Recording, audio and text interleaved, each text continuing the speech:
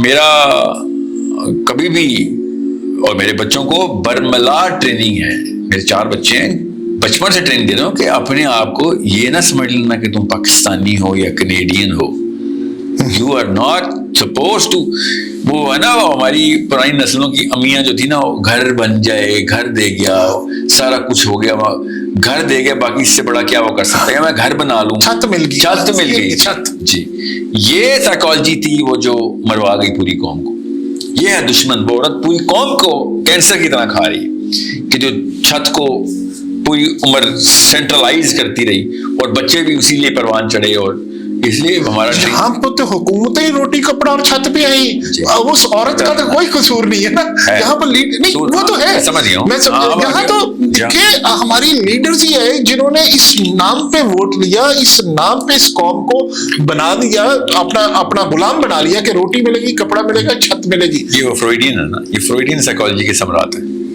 وہ سائیکالوجی جب تک ایسے لاک کی گئی ہے, اس لیے میں کہہ رہا ہوں نا کہ ول ٹو پاور تک بھی آ جاتے نا, تو میں کہتا یار چلو آ گئے نا, لے گئے. ہم ول ٹو پلیجر میں پھنسے میں ہم اس کے آگے چلتے. اور یہ یہودی ہے وکٹر فرینکل, یہ کوئی ایتھسٹ نہیں ہے, لوکل وہاں کا کرسچن افیکٹی نہیں تھا, لیفٹ اور رائٹ میں پھنسا ہوا. از اے کلاسک جوش ہولوکاسٹ سروائیور جس نے ایک کتاب لکھی اور جس نے دنیا کا سب سے powerful statement in the terms of psychology ہمیں دی, کہ جو ابھی تک ہضم نہیں ہو سکی, کہ اتنی سمپلسٹی سے انسان کے شعور کو کیسے اس نے ڈیفائن کیا, جب وہ کہتا ہے نا کہ there is a space between the stimulus and response. بالکل ایسے ہی. And within that space you have that power. کہ کس طریقے سے اس بندے نے شعور کہ الف سے لے کے یہ تک ایکسپلین کر دیا کہ تو کہاں پہ ہے, تجھے پتا بھی ہے کہ تو اسٹیمولس اور رسپانس کے بیچ میں ہے تو.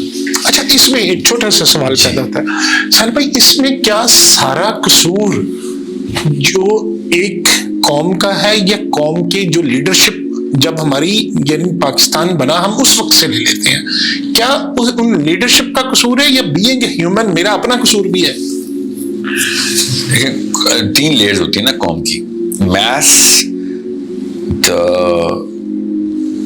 the bridge between the mass which is your یہاں پہ پولیٹیشنز ہیں یا آرمی ہے یا بیوروکریسی ہے یا عدلیہ ہے یا پولیس ہے, یہ برج ہوتی ہے.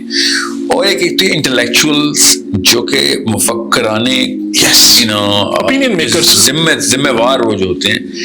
ہمارے ہاں 10 لاکھ میں سے بھی ایک مفکر نہیں نکل رہا. مفکر سے میں آؤٹ پٹ ہوتی ہے قوم کی. لوگ ہمیشہ دیکھتے ہیں کہ مفکر کام کے ہوں گے تو قوم کا شعور بنے.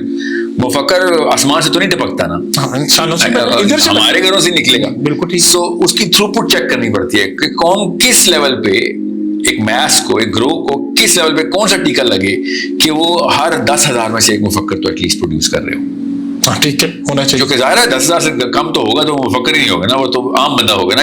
ہر 100 میں سے 10 بندے مفکر تو نہیں ہو سکتے, because that is how the human brain is designed, کہ only a few, کیونکہ پلانٹ ارتھ کے ڈیزائن میں نان نفقہ ہے. یہ روٹی کپڑا مکان پلانٹ ارتھ کی بیسکس ہیں.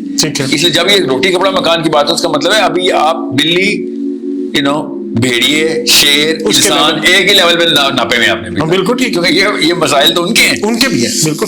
تو جب آپ مفکری کی بات کرتے ہیں, تفکر کی بات کرتے ہیں, شعور کی بات کرتے ہیں, وہ بھی مطلب قرآن کی بات کر جاتے ہیں, تو پھر قرآن کیا کرتا ہے؟ قرآن اس ریشو کو جتنا زیادہ تھروپٹ بڑھا سکتا ہے نا, کیونکہ قرآن فرضیت میں لے کے آتا ہے اور پے در پے جو ہے نا وہ نسوں کے اندر گھستا ہے.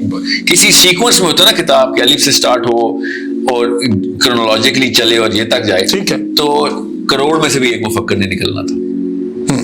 قرآن کا ڈیزائن ہی ایسا ہے کہ وہ 1000 میں سے بھی ایک مفکر نکال سکتا ہے. ٹھیک ہے, کیا پتا 100 میں سے نکال سکتا ہو, کیا پتا وہ ہر ایک کو بناتا ہو. واللہ عالم. یہ تو مجھ جیسا دماغ ہے جو دیکھ رہا ہے کہ جس طریقے سے ہیپ ہیزرڈلی آیتیں آپس میں سنک ہو کے دماغ کو ٹیون کرتی ہیں نا, یہ اللہ تعالیٰ ہی کو پتا ہے کہ اس سے کیا ریشو نکلتی ہے.